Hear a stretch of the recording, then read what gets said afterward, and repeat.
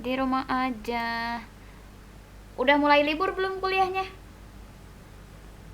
Udah, Kak. Udah, kayak udah persiapan, udah pada beli baju dulag, baju lebaran udah. Belum kak, belum libur. Oke. Untuk hari ini kita belajar mengenai identifikasi transaksi. Kan kemarin kita udah belajar mengenai wadahnya atau jurnalnya. Itu bisa dikatakan sebagai rumah, pelabuhan terakhir bagi si bukti-bukti transaksi. Nah, setelah kita menyiapkan rumah, pemahaman tentang jurnal khususnya, kita akan mempelajari mengenai identifikasinya. Identifikasi apa? Bukti transaksi. Dan berikut kita kenalan sama bukti-bukti transaksi. Kalau di dalam perusahaan jasa, kita itu sering sering apa ya namanya itu, melihat transaksi itu dari narasi atau berbentuk narasi. Nah, kalau di perusahaan dagang kita itu belajar bukti transaksinya itu dipelajari dari bukti dokumen yang seperti ini. Kita udah move on dari perusahaan jasa ya. Oke, ini masih ada yang join. Nah, oke. Bukti transaksi perlu kita pelajari. Kenapa? Karena dalam memahami bukti transaksi itu membutuhkan pemahaman atau analisa yang harus betul-betul tepat. Kenapa? Karena dalam pemahaman bukti transaksi itu kita akan memposting atau kita akan memindahkan informasi yang ada di dalam bukti transaksi akan diposting ke dalam jurnal. Untuk apa? Ya untuk melakukan proses penyusunan laporan keuangan. Jadi data awalnya itu ada di dokumen transaksi. Kalau kita tidak bisa mengidentifikasi, menganalisa, berikut menginterpretasikan apa yang ada dalam bukti transaksi, berarti kita tidak akan bisa memahami apa yang ada di dalam bukti transaksi tersebut, informasi apa yang ada di dalamnya, seperti itu. Nah, untuk dokumen transaksi yang digunakan dalam perusahaan, yang pertama ada bukti kas masuk. Kalau dari segi nama itu sudah menerangkan bahwa dokumen transaksi tersebut untuk mencatat kas masuk atau kas keluar, uang bertambah atau uang berkurang kira-kira menurut daya nalar kalian. Bertambah, Kak. Bertambah Bertambah, uang Kak. kita. Oke, betul. Ketika uang kita bertambah dari hasil apapun itu, mau itu hasil dari penjualan barang dagangan, mau itu dari hasil sewa menyewa, kita menyewakan sesuatu kepada pihak lain, kemudian kalau ada transaksi lainnya yang mengakibatkan kas kita bertambah, otomatis kita akan menyusun atau membuat yang namanya bukti kas masuk. Bukti kas masuk disusun berdasarkan transaksi terjadinya penambahan uang perusahaan tentunya, bukan penambahan uang kita sebagai pegawai ataupun sebagai pemilik perusahaan, tapi atas nama perusahaan. Nah, selanjutnya di dalam bukti kas masuk ini ada informasi yang dimuat. Yang pertama, ada kop dokumen transaksi di sini keterangan sini. Nanti kalau untuk pengertian itu bisa dibaca sendirian, nanti saya kasih linknya. Saya jelaskan secara bahasa saya supaya lebih mudah dimengerti. Nah, yang pertama kita harus menganalisa kop dari dokumen transaksi tersebut. Kop itu apa? Kop itu adalah keterangan perusahaan, nama perusahaan yang ada di paling atas ini.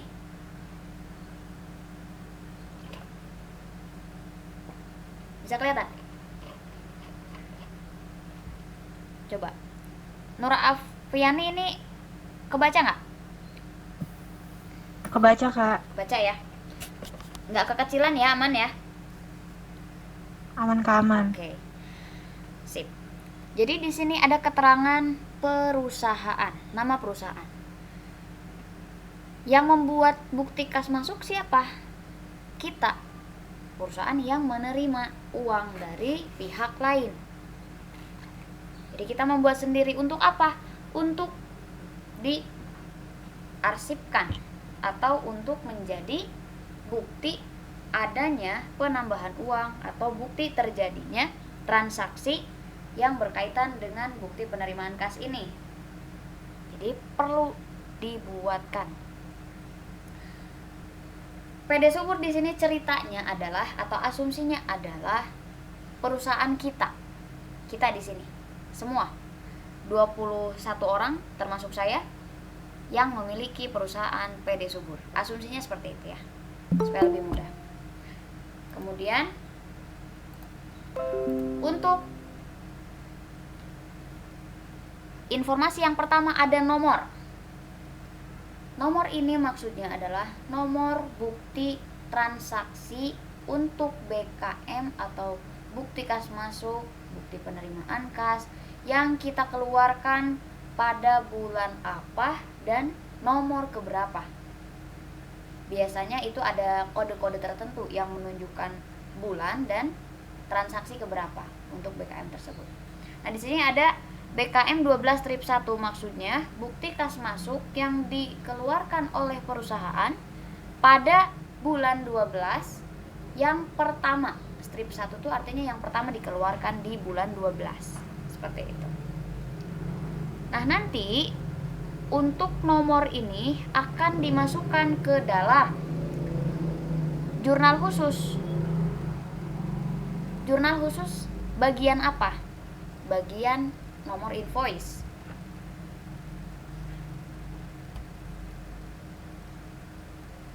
Kemudian yang kedua ada tanggal.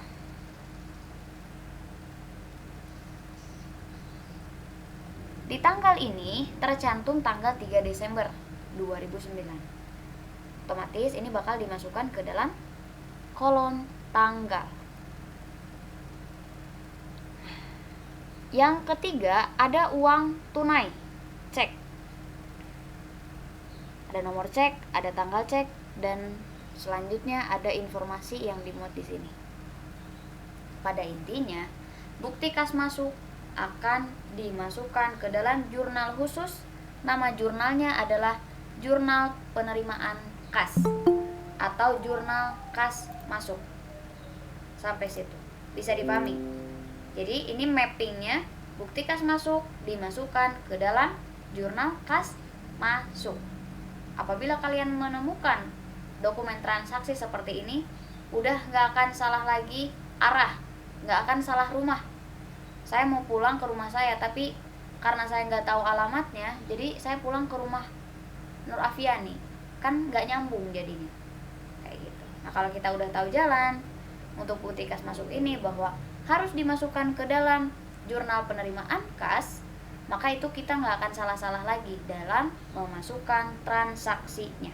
Seperti itu bisa dipahami untuk dokumen transaksi yang pertama. Ada rekodnya. Ada guys, ada rekod.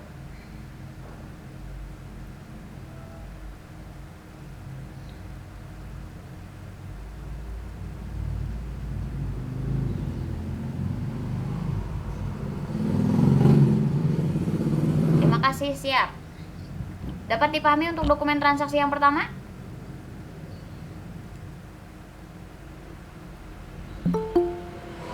Halo? Bisa, Kak. Bisa, oke.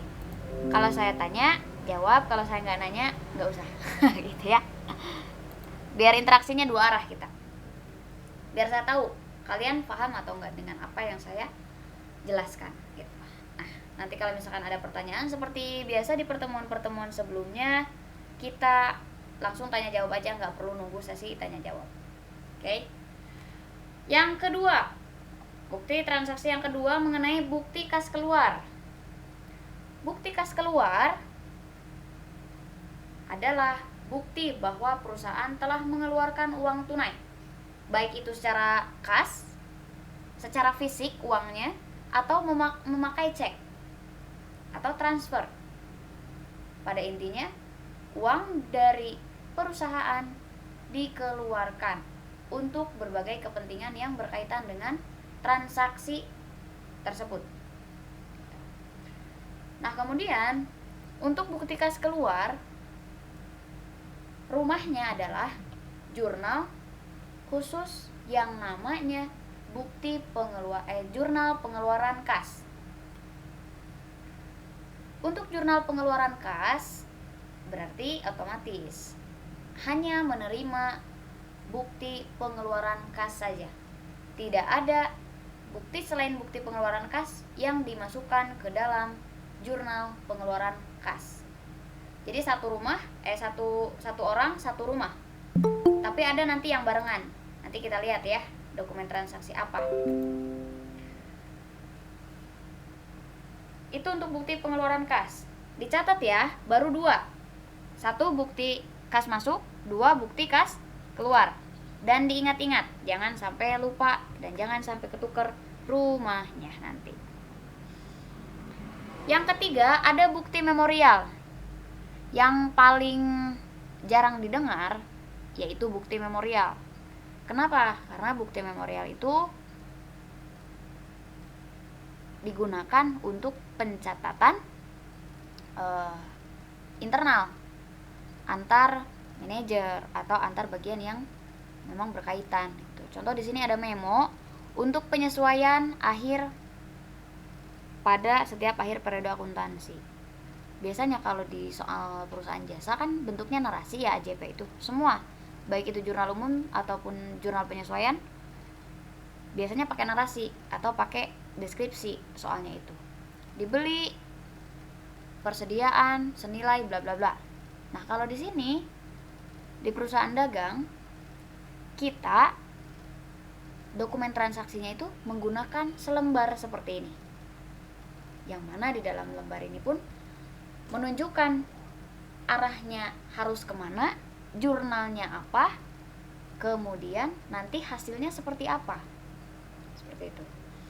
Nah, di sini ada bukti memorial untuk ceritanya ada data penyesuaian akhir periode per 31 Desember 2009. Artinya ini tuh data penyesuaian yang harus kita jurnal di mana?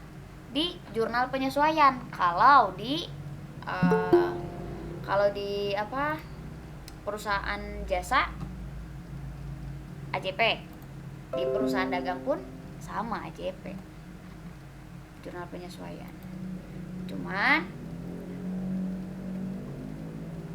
yang harus diketahui di sini bahwa memo itu hanya digunakan untuk jurnal penyesuaian saja atau digunakan untuk transaksi-transaksi pada setiap akhir periode yang perlu dilakukan penyesuaian. Contoh apa di sini? Persediaan akhir. Persediaan akhir yang menggunakan metode pencatatan yang menggunakan metode periodik atau fisik itu harus disesuaikan antara yang sudah dipakai berapa dan yang masih tersedia di gudang berapa. Seperti itu. Itu memorial, bukti memo. Ada pertanyaan sampai sini? Baru 3 berarti. Apa aja? Coba sebutkan oleh Lutfia. Lutfia, yang sudah dijelaskan tadi ada berapa bukti transaksi? Ada 3, Kak. 3. 1. Bukti kas masuk Fungsinya untuk apa? untuk mencatat penerimaan kas. Kedua. Yang kedua, bukti kas keluar. Fungsinya? Fungsinya untuk mencatat pengeluaran kas. Nanti masuknya ke jurnal apa? Ke jurnal khusus pengeluaran kas. Oke, kalau Yang bukti memorial? Fungsinya untuk apa?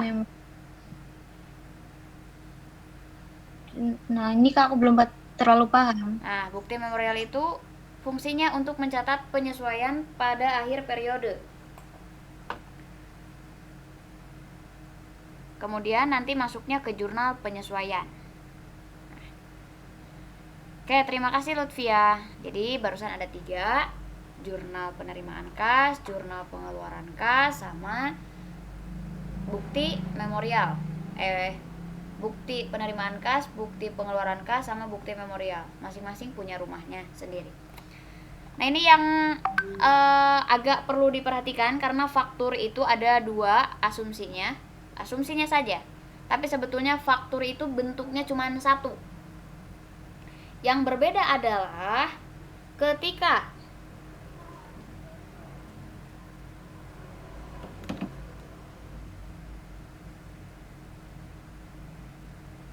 sebentar.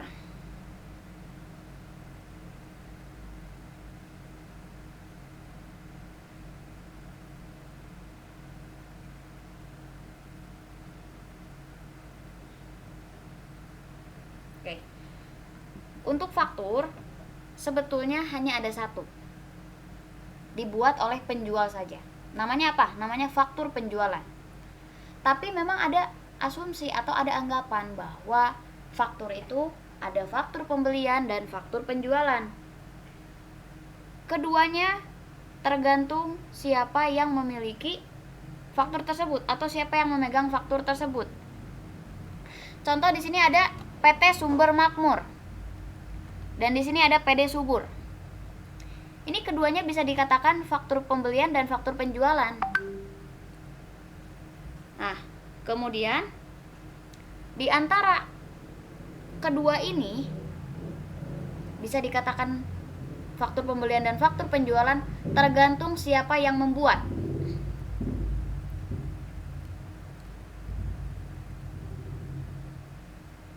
Bagaimana maksudnya? Nah, di sini ada PT Sumber Makmur. Ada kop PT Sumber Makmur.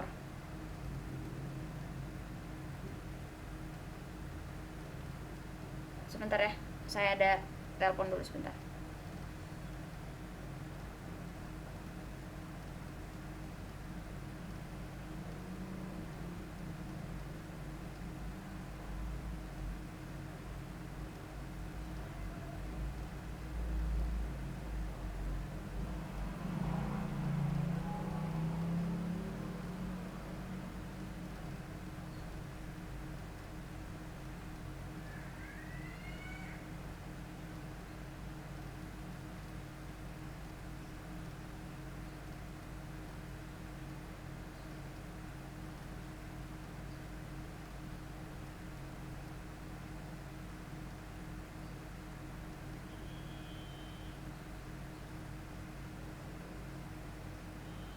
Oke, kita lanjut. Faktur ini keduanya bisa dikatakan faktur pembelian dan faktur penjualan, tapi namanya tetap faktur saja. Kenapa? Karena di antara kedua itu hanya asumsi atau anggapan saja bagi keduanya. Di sini ada kop PT Sumber Makmur. Bagi PT Sumber Makmur, ini adalah faktur penjualan. Tapi kalau PD Subur, ini adalah faktur pembelian. Sekarang bedakan sama yang di bawah. Yang di bawah ini adalah PD Subur di kop fakturnya atau kop dokumennya. Dan ini adalah faktur penjualan bagi PD Subur. Sedangkan bagi Sejahtera Komputer, ini adalah faktur pembelian. Kira-kira yang menjadi pembeda? Untuk PD Subur misalkan. Kenapa faktur ini dikatakan sebagai faktur penjualan bagi PD Subur? Sebelum saya jelaskan, coba tebak apa yang menjadi pembedanya. Di mana kira-kira?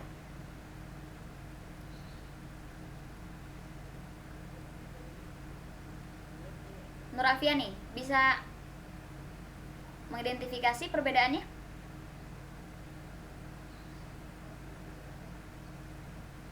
Saya Boleh. Silakan Yunita, gimana? kalau misalnya faktur pembelian itu nama si PD Suburnya itu. Tapi kalau misalnya faktur jualan yang kepada YTH-nya itu nama si customer. Gimana? Coba diulang. Kayak gitu, Kak. Coba diulang. Jadi kalau misalnya faktur penjualan, yang bagian atas yang PD Subur itu tetap nama PD Subur. Terus kan itu ada kepada yang hormat ya. Nah, itu nama si customernya. Tapi Oke. kalau misalnya faktur pembelian yang PD Suburnya itu nama si pelantar, nama sebenarnya. Oke, betul.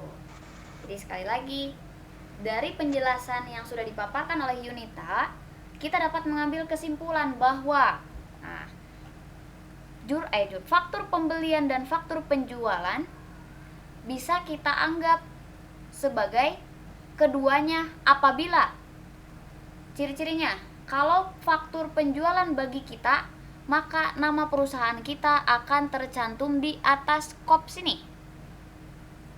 Apabila nama perusahaan kita tercantum dalam kepada yang terhormat sini, berarti itu artinya adalah faktur pembelian. Berarti ciri-cirinya ada di kop dokumennya. Kenapa ada di kop dokumennya? Karena yang namanya bukti transaksi, ketika di kop tersebut tercantum nama perusahaan kita, berarti itu artinya kita yang membuat. Kalau misalkan tidak, berarti orang lain yang membuat. Nah, korelasinya antara faktur itu milik siapa dan diberikan kepada siapa, sebagai faktur apa, itu tergantung kita berperan sebagai siapa, sebagai penjual atau sebagai pembeli. Ya, kalau sebagai penjual, maka intinya nama perusahaan kita akan tercantum di sebelah atas ini. Berarti nama fakturnya adalah faktur penjualan.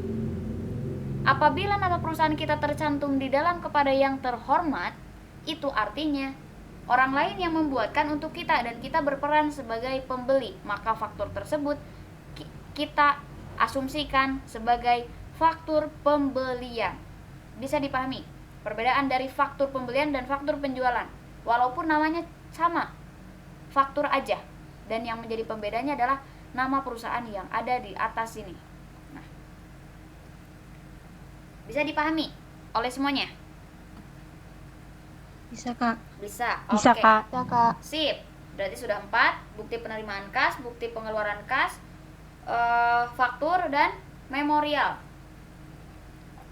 Next, sekarang yang kelima.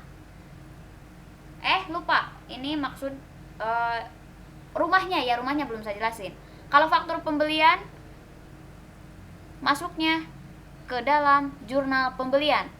Yang masuk ke dalam jurnal pembelian adalah ketika transaksinya secara kredit. Oke. Ciri-cirinya transaksi secara kredit, terminnya ada seperti ini. 2/10 N/30.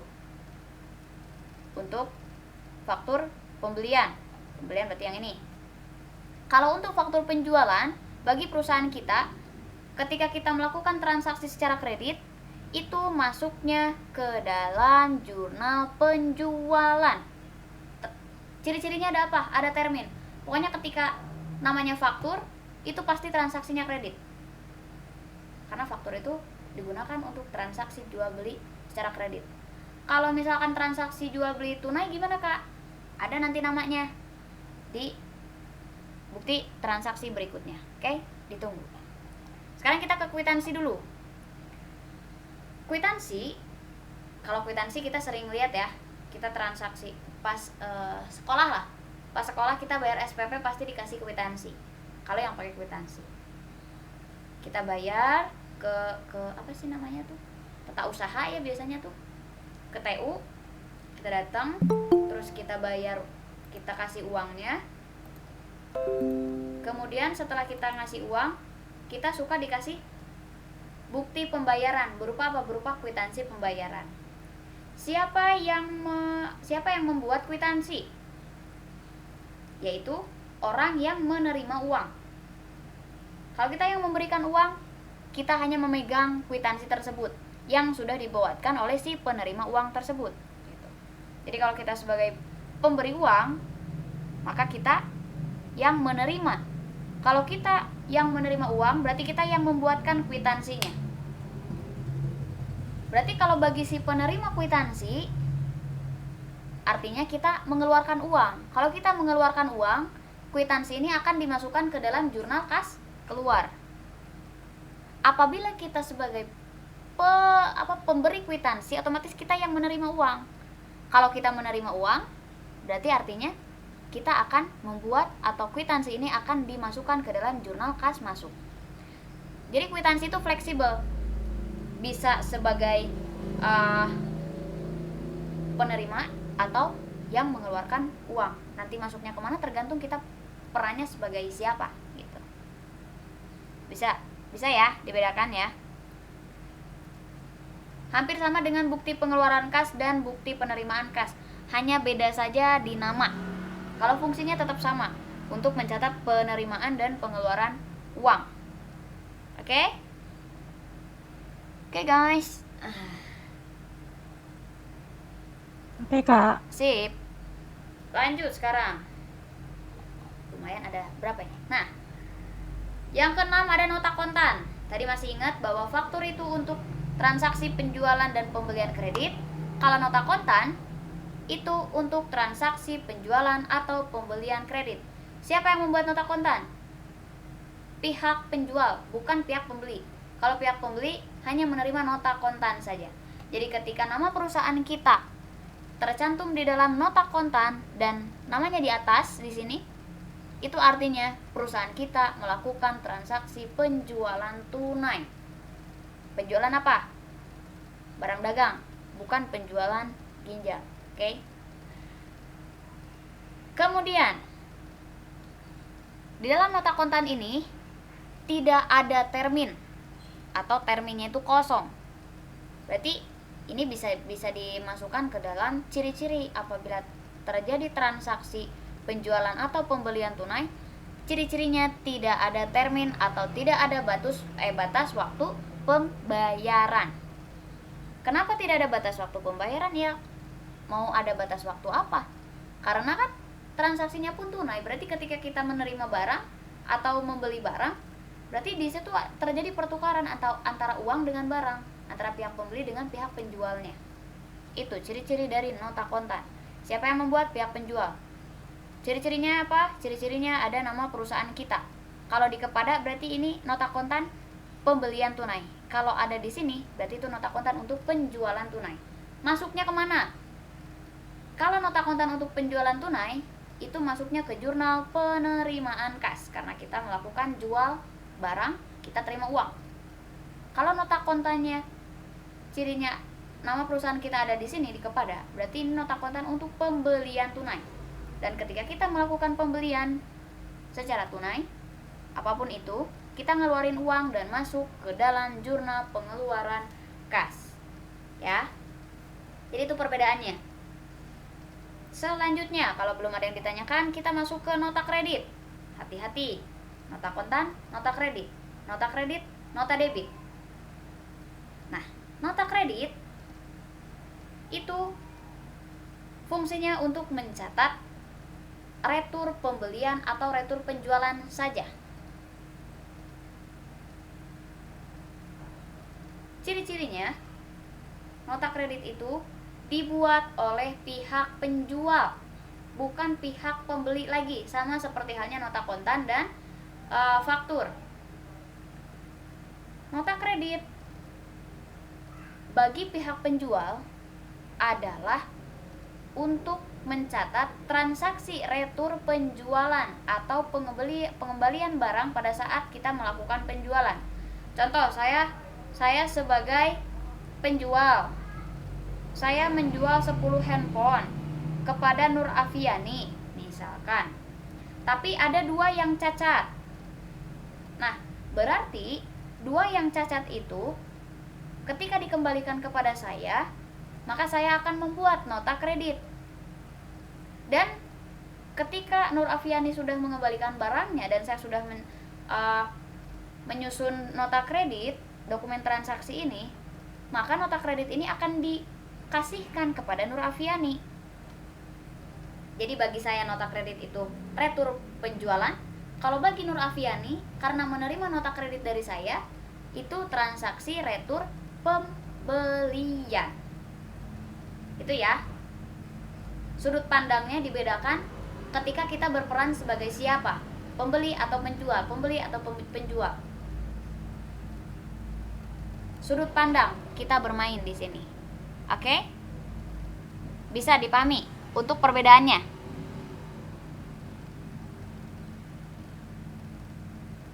Ada pertanyaan dulu?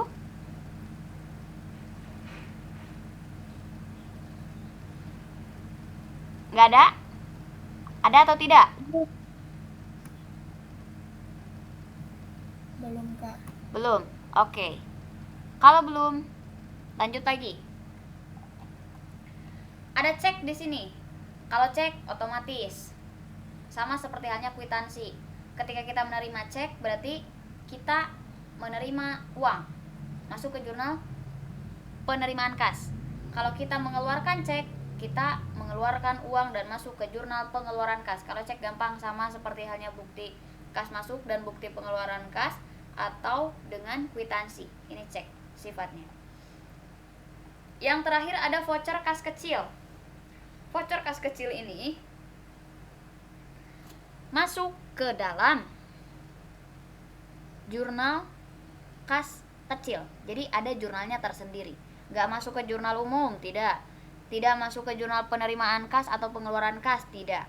Tapi masuknya ke jurnal kas kecil khusus untuk mencatat kas kecil. Karena dalam pencatatan kas kecil pun ada dua metode. Ada impress fund system dan fluctuation fund system. Di situ perbedaannya terletak dari segi jurnal dan dari segi pengisian saldo juga, saldo kas kecil. Nanti kalian akan belajar juga untuk kas kecil. Kemudian tadi berarti ada berapa? Ada 9. Coba siapa yang bisa menjabarkan atau menyebutkan lah minimal 9 bukti transaksi yang sudah diterangkan hari ini. Cung, satu orang. Gak boleh nih Ron, gak boleh nyontek. Cung,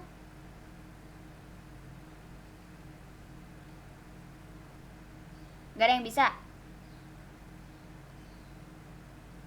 Ayo, jangan malu, jangan takut. Saya ada Oke. Anggi, biasanya Anggi bisa Anggi.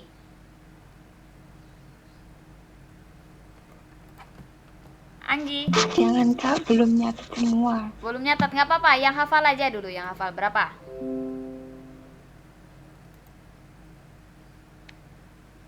Bukti kas keluar, Betul, bukti satu. memorial, Betul. faktur, Betul. nota kredit, Betul. voucher kas kecil. Betul. 4 lagi.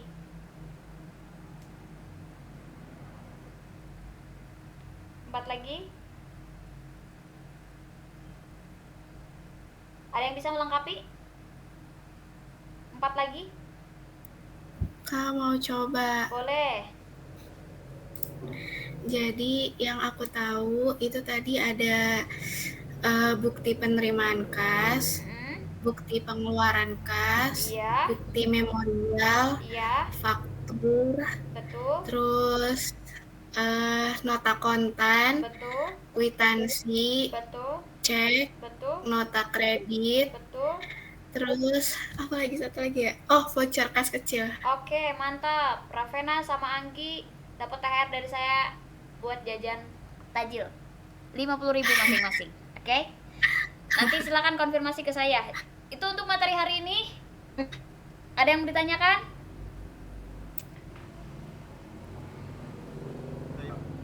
Gak ada? Saya izin bertanya kan? Boleh, silakan Noval. Noval suaranya kecil, Dek. Ya, halo cek teh, kedengaran? Ya, kedengeran. Gimana?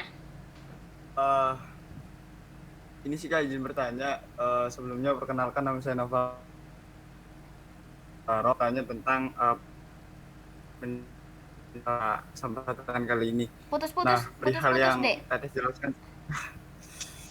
Halo teh. Ya, gimana? Ini sih langsung aja teh pertanyaan saya.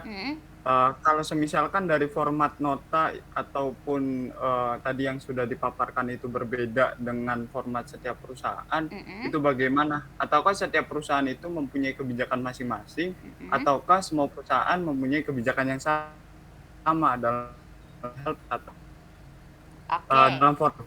Mungkin itu aja sih. Oke, siap Noval. Jadi Terima pertanyaan kasih. sama-sama Dek.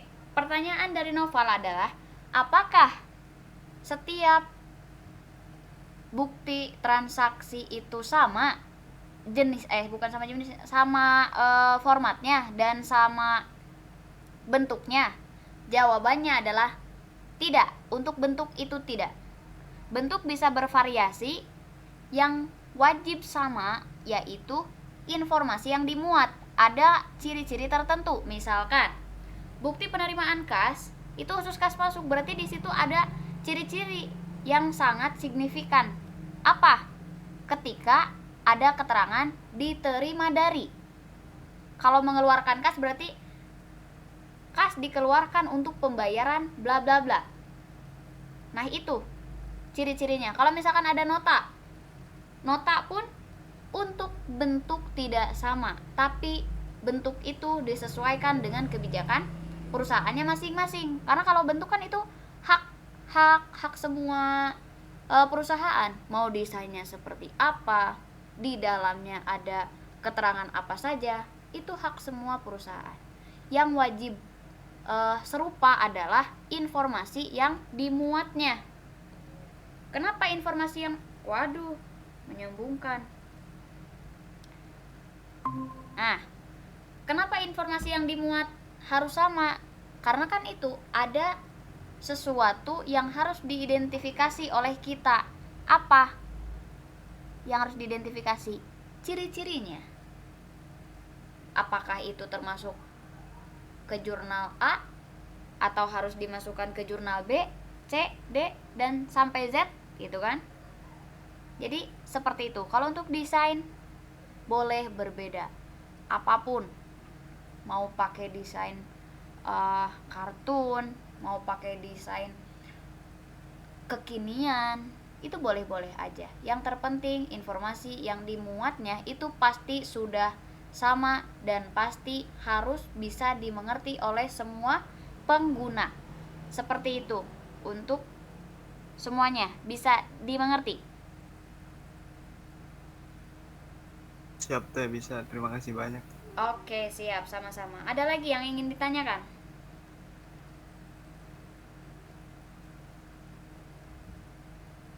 Ada lagi? Oke, 1, 2, 3. Minda mau nanya? Enggak Kak, cukup Kak. Oh, cukup. Oke. Siap. Kalau sudah semuanya cukup, berarti untuk pertemuan hari ini dicukupkan sekian. Sampai jumpa di pertemuan selanjutnya. Mudah-mudahan habis lebaran ya, karena kita udah masuk libur belum sih? Udah tanggal berapa sekarang teh? 24. Tanggal 24.